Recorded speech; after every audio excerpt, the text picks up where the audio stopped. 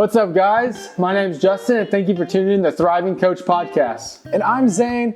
What we try to do here is help navigate men through their relationships as they go through their work-life balance with not only their spouse, but also their kids. Seeing it from two different point of views. Justin with the 3 kids, and me starting fresh, just now about to get married. Just like Zayne said, we're here for you, and we hope you enjoy this episode. Man, so today at work, I went to this lady's house. She was the sweetest. We had a really good conversation, actually. She has 2 girls. They ended up having 7 grandchildren, and now she's also got great-grandchildren as well.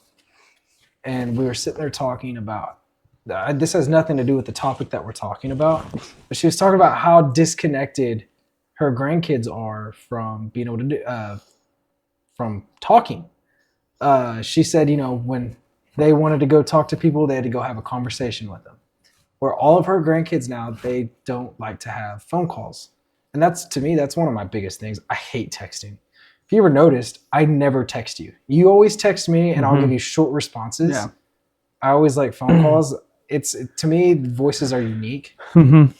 And you won't always be able to hear that voice. Yeah. And so if I can do a phone call, I always do phone calls. I hate texting. No, I agree with that. I love phone calls. Like Cameron can ask, I'm sure it bothers her, but I always call my friends and FaceTime and whatnot. The only reason I text so much is because during the day I literally have no time for a phone call. Yeah. Like you text, and I swear anytime you call me, I'm in a meeting.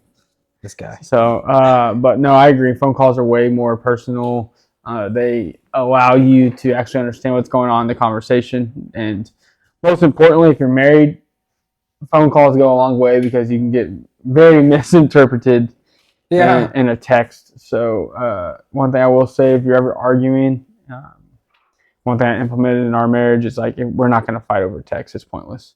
And I did marry a Twitter fingers, and she'll just start texting me all kinds of stuff when she's mad. I'm like, can we just talk about this when I'm home?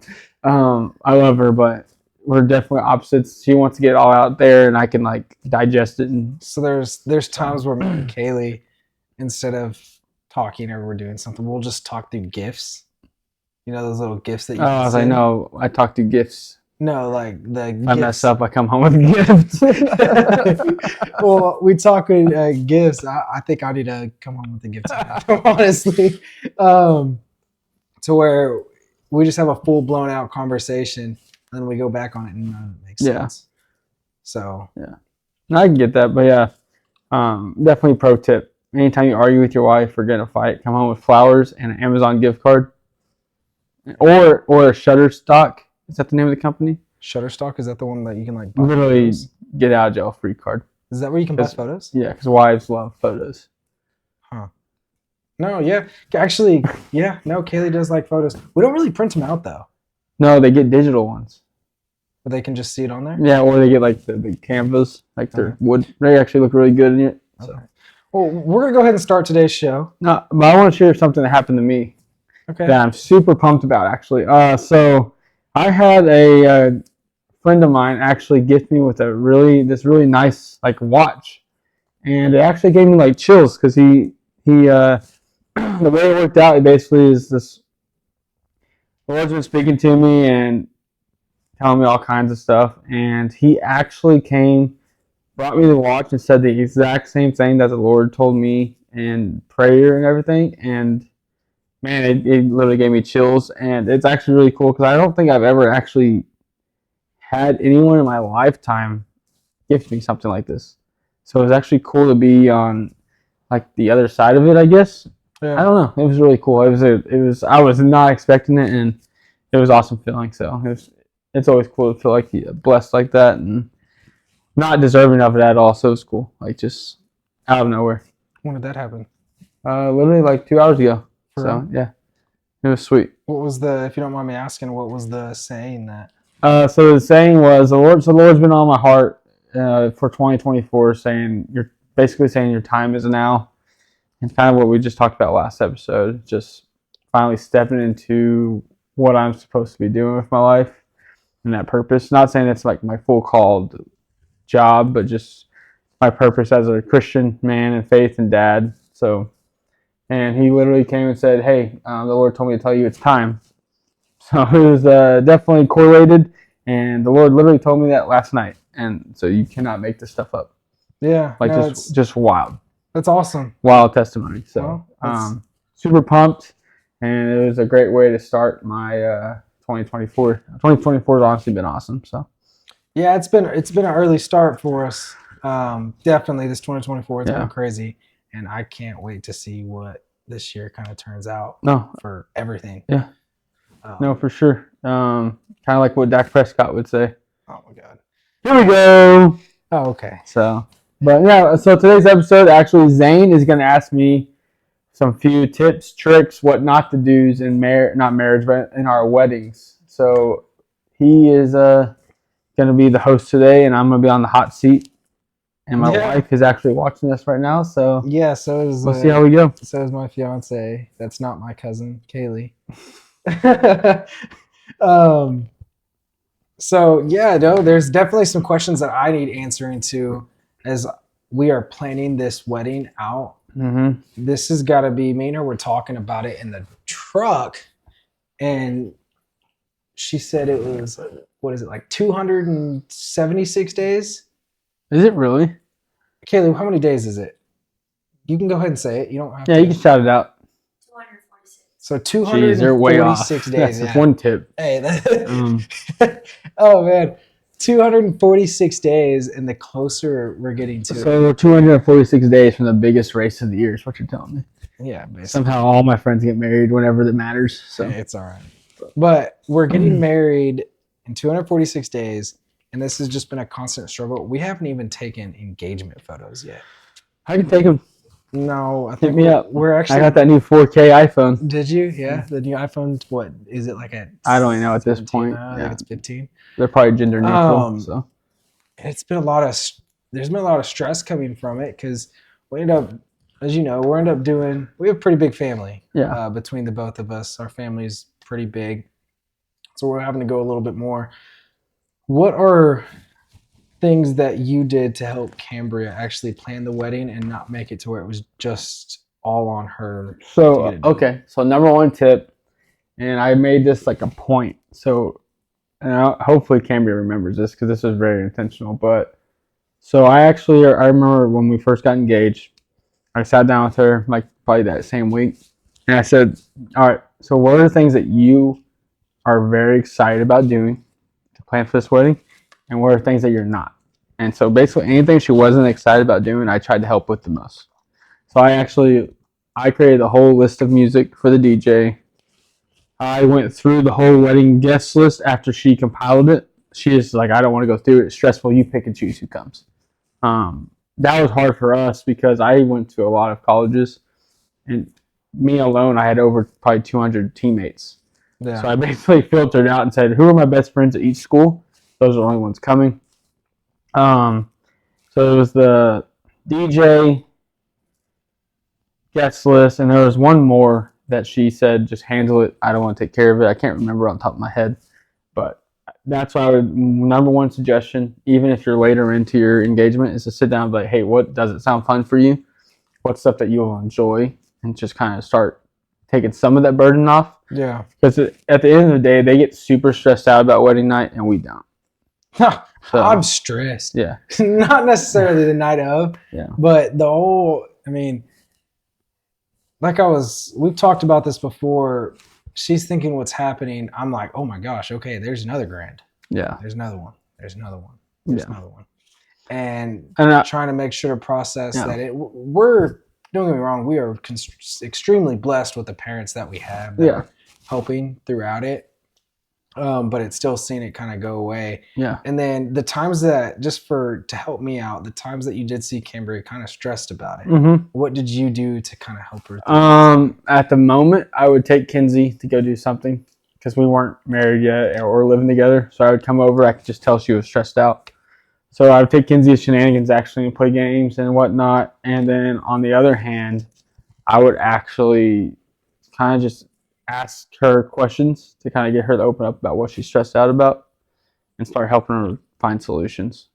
I mean, we actually planned the wedding pretty much together. I mean, I was in the field at the time, so I was working probably 60 plus hours a week. So when I would get home, there was days where we didn't, but I tried as much as I could.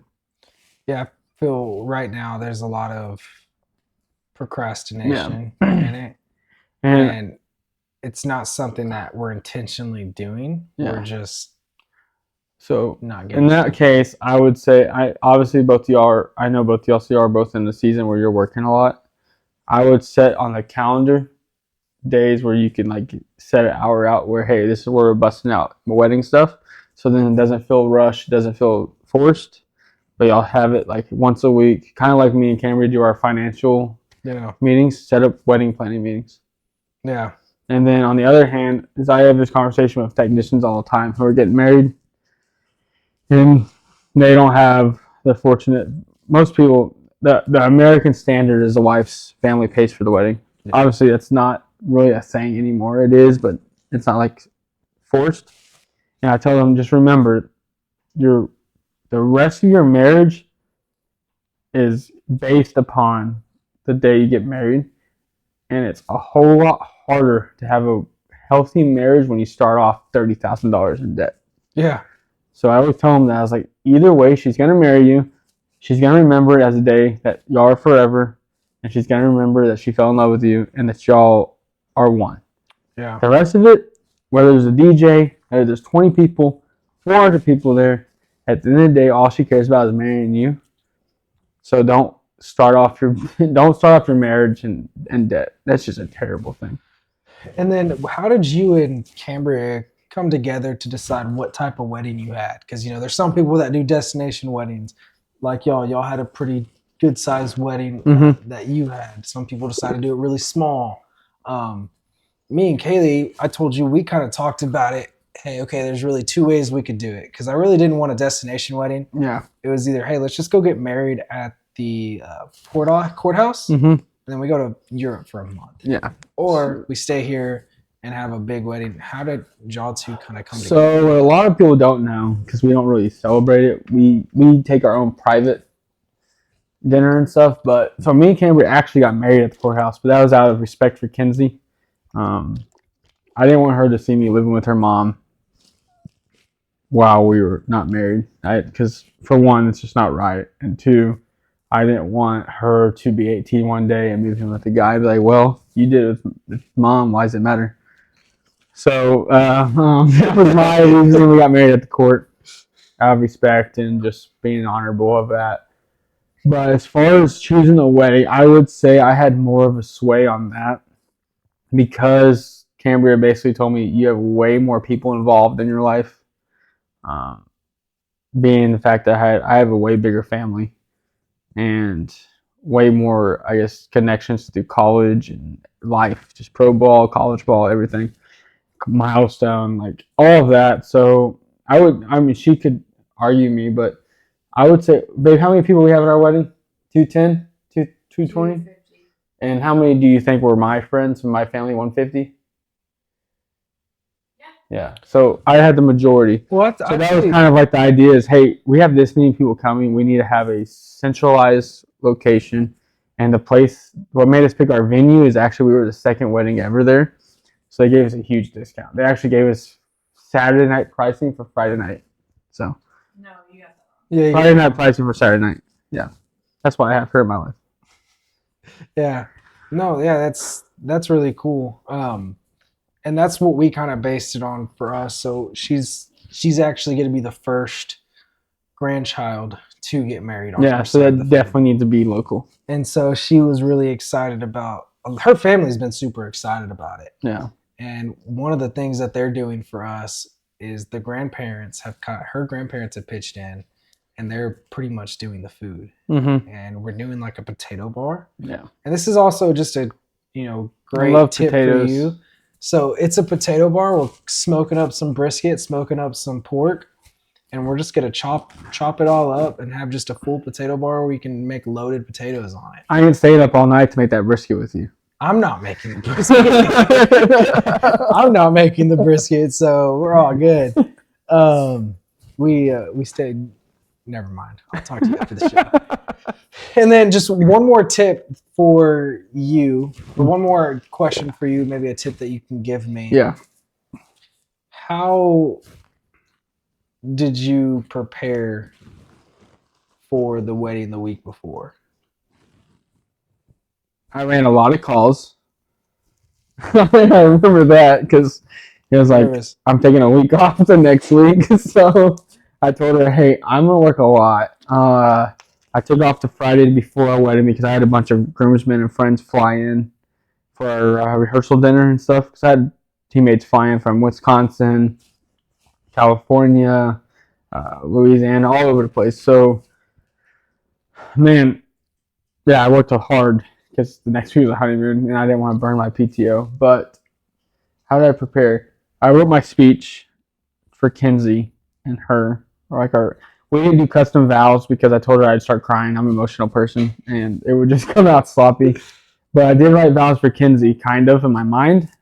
And like I said, I started bawling the whole time, so it was pointless. But I basically promised Kinsey, like, I'm here. I'm gonna be here for you for the rest of your life. Like, I remember you're that. my It was at girl. the- It was like a very intimate. Yeah. That was like the goal of it. But I'm a crier, so it didn't turn out the way it should have. But how did I prepare for it? I worked a lot. I made sure that everything was taken care of by the time I left. I was communicating with the travel agent, but she sent Camber the itinerary behind the scenes, so I didn't need to. But That's what I'm hoping. what I all prepared for is I made sure all my groomsmen were ready because they're a bunch of nincompoops sometimes, whatever that word is. They're not anymore, but at the time, all my groomsmen were still in college with me. Yeah. Besides like one. So they were still living it up. And so I threatened all of them and said, hey, make sure this is not a Hendrix house party until after the ceremony. So really, I just prepared them, made sure they picked up their tuxes and whatnot. And then I asked Cambria if there's anything I need to do as far as like gifts and all that. So yeah, I got their gifts. I bought them all boots. Yeah, I remember that. Yeah. But, well, man, I appreciate the tips that you've given me. I'm definitely going to be asking you a lot more about it. Because I have a long journey ahead of me as far as this wedding planning goes. Yeah. Well, the last tip I'll give you is, or two tips really. One first tip, as far as it comes to groomsmen, I know you've already selected them, so it doesn't really help. But to anyone out there listening, if you have a point where you don't know who to choose, don't let it affect who you are. I had to tell lots of people who expected to be in our wedding that they couldn't be in it. And honestly, one of the deciding factors is I took in place who would get offended and who wouldn't. And then I had to tell the people who wouldn't get offended, like, this has nothing to do with you. I just didn't want to lose a friendship when I knew this wouldn't affect our friendship. So just set those clear expectations for your groomsmen, because if it was up to me, I would have had probably 15 of them. And then the other one is when they tell you that you don't get to take a breath after the ceremony, it's 100% true. Your food will be cold, everybody will come talk to you, and by the end of the night, you just want to go home. We had a huge party. It was a blast. We actually planned on our 10-year anniversary to have it at the... Just y'all two? No, all of the people that went to the wedding, basically, or all of our friends, and so we plan to have that at the venue. So, yeah, eat your food because you're gonna be starving, and buy a dress that comes off easy. Just a little bit, so you know. Yeah, absolutely. That was one of my struggles. Freaking booby trap, literally. That's it. Oh, that's all I got, man. Yeah. Well, no, I appreciate it, and it really is a lot of feedback because there are people out there who might not have dads or might not have anybody preparing for marriage and the do's and don'ts. So I'm here for them. Absolutely. Well, I appreciate it. Can't wait to see what this journey brings me throughout this planning. Yeah, me too. I'm excited for y'all's marriage and y'all's future, and I'm definitely excited about going to Arizona and being warm. Me too. So. Like always, we appreciate y'all tuning in. This is a Thriving Coach podcast. We're here for men, dads, husbands, anything you need. We're here for you. DM us, message us, subscribe, follow, and let us get you to where you want to be. See ya.